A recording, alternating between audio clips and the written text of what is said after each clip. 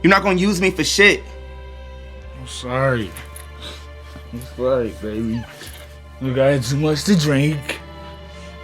Oh, I don't even know what I'm saying right now. Let me go, Richmond. Let me go. Nope. I'll never let you go. I love you, Ryan.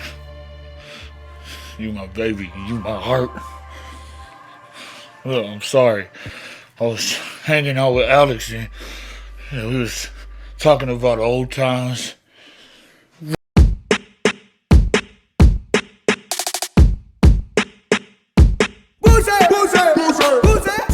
What's going on, beautiful people? It's your boy here, Wesley from A-Connection TV here on YouTube, the one place on the World Wide Web where we actually adopt similar conventions despite our differences. And welcome to my channel. If this is your first time seeing me, definitely follow me on all social media, Twitter and Instagram at A-Connection TV. I'm here to talk about the challenge, episode 9, entitled Enemy of the State. And where we last left off, Monty ended up leaving because him and Tyler played in like this 3-hour elimination situation, which seemed to be unbelievably hard, but Tyler was able to manage to get the win. And so we lose Monty, the beautiful 235-pound man that he is. We lose him. Everyone daps up Tyler as they come into the game, and it's made mention that Survivor still has all 7 players that have originally entered the game because no Survivor person has been going home. There's been a lot of BB people going home, and the Big Brother crew, they're tired of it.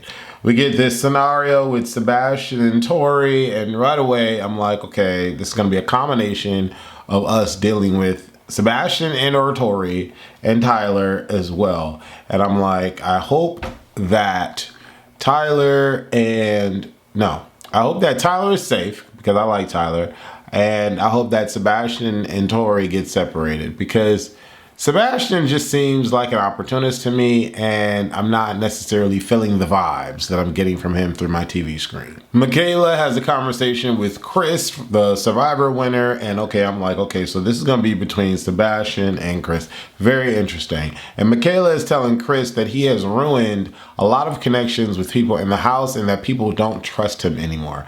I don't recall there being so much backlash with him, but maybe I just haven't been paying attention. But okay, we're being notified that this is going on, and now we're being told by Michaela that Chris doesn't really have any allies left in the house. Into the challenge, and it's this trampoline jumping challenge that people have to look over the thing and figure out what the sum of the numbers on the board are. And what's interesting is that everyone had the same type of numbers on their board. It were just placed differently, and so everyone had the same answer. No one really figured that out at all, but people were getting it right.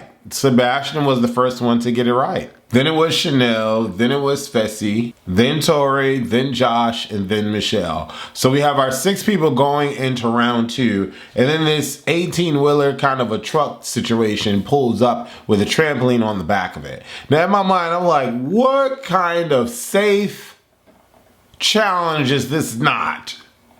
You want these people to jump on a trampoline with no back cage, like no back net or anything, no harness up above or anything, just 2 wires that's holding him to the sides, and the vehicle is moving forward, and you want them to jump up and catch it. I'm like, in my mind, I'm just like, how is this safe?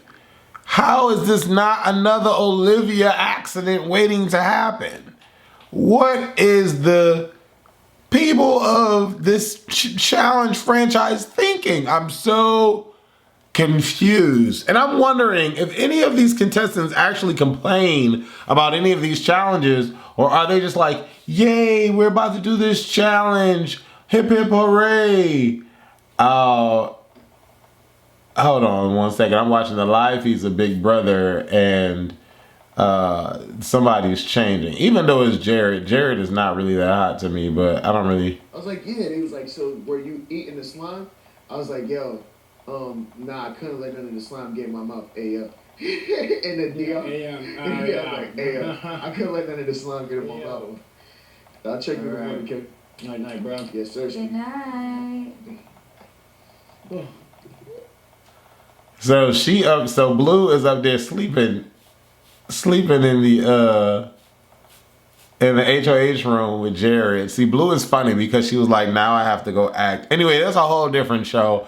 Big Brother is a freaking mess at the end of the day. So Sebastian ends up getting 9. Tori slams her back into the situation, but she gets up, she ends up getting 6. Josh gets 5, Michaela gets 2, Chanel gets 1, and Fessy ends up with 18. Now, the one thing that I appreciate about Fessy this season is that he's staying out of the drama. And he's winning when he has to win.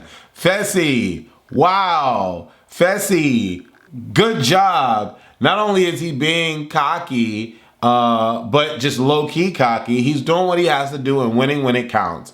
He was the only one that realized that why are they like jumping up and down as a thing? Like, why don't you just jump up right when it's time to... Anyways, Fessy figures it out. He gets 18. Him and Tori are the winners. Chris speaks to his wife, Kate, and his baby girl. And, you know, we get a story about how Chris wants to buy land. And didn't he win $1 million to Survivor? Like, why hasn't he bought land yet? Chris wants to buy land and, you know, build a home and take care of the baby and blah, blah, blah. And I'm like, okay, he must be going home. Or at least he's going in elimination. We get to the nominations and we end up with Cassidy and Chris being called in. Tori has her alliances and people that she wants to save. Fessy has his alliances and people that he wants to save. The only 2 people that ended up being left were people that were not a part of Big Brother, which is Cassidy and Chris. They end up going to the club and Sebastian tells Tori that he wants to get a big guy out the house, and that big guy that he wants to get out the house is Corey. I don't know why baby daddy is coming out of Sebastian's mouth. Corey is the finest thing on the whole like challenge franchise. Like, what are we talking about here? Corey is fine. What? Like the top five finest men in the challenge is Corey, Nelson. Even with his accident, Nelson is still fine.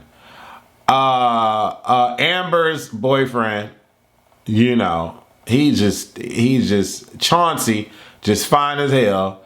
The guy from Britain or England or Europe, wherever he's from, supermodel, was it Josh? I think his name was Josh. Supermodel man, like man fine as hell, had an OnlyFans and everything. I forget his name. I think it was Josh.